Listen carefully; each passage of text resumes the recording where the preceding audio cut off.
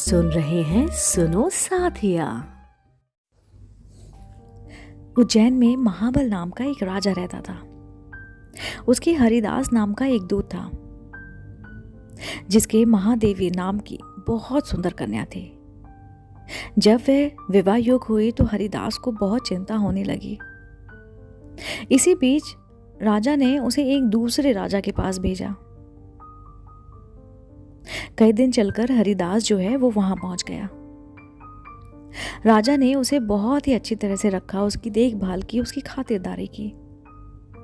एक दिन एक ब्राह्मण हरिदास के पास आया, बोला, तुम अपनी लड़की मुझे दे दो। हरिदास ने कहा, मैं अपनी लड़की उसे दूंगा जिसमें सब गुण होंगे।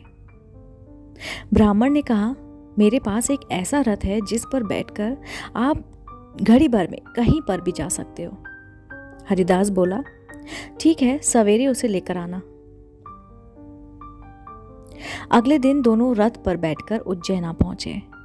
देवयोग से उससे पहले हरिदास का लड़का अपनी बहन को किसी दूसरे को और हरिदास की स्त्री अपनी लड़की को किसी तीसरे को देने का वादा कर चुके थे। इस तरह 3 वर इकट्ठा हो गए। हरिदास सोचने लगा कि कन्या तो एक है, पर वर 3 है, अब क्या करे। इसी बीच एक राक्षस आया और कन्या को उठाकर विंध्याचल पहाड़ पर ले गया। तीनों वरों में एक ज्ञानी था। हरिदास ने उससे पूछा तो उसने बता दिया कि एक राक्षस जो है लड़की को उड़ा कर लेकर गया है और वे विंध्याचल पहाड़ पर है। दूसरे ने कहा, मेरे रथ पर बैठकर चलो, जरा सी देरी में वह वहां पहुंचा दूंगा।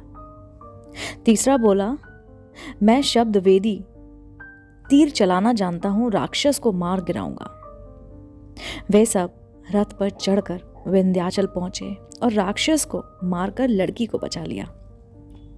इतना कहकर बेताल बोला, हे राजन, बताओ वह लड़की उन तीनों में से किसको मिलनी चाहिए, उसका विवाह किससे होना चाहिए। राजा ने कहा, जिसने राक्षस को मारा उसको मिलनी चाहिए, क्योंकि असली वीरता तो उसी ने दिखाई है, बाकी 2 तो मदद कर रहे थे।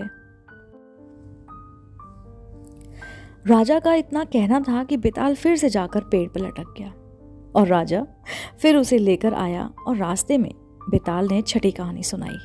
दोस्तों, इस कहानी का मैं अगला भाग ज़रूर इस चैनल पर प्रस्तुत करूंगी। अगर आपको ये कहानी पसंद आई हो तो मेरे चैनल सुनो साथिया को सब्सक्राइब ज़रूर करें, ताकि मेरे द्वारा अपलोड की गई हुई कहानी आपको सबसे पहले देखने को मिले। मिलती हूँ मैं जल्दी, तब तक के लिए नमस्कार।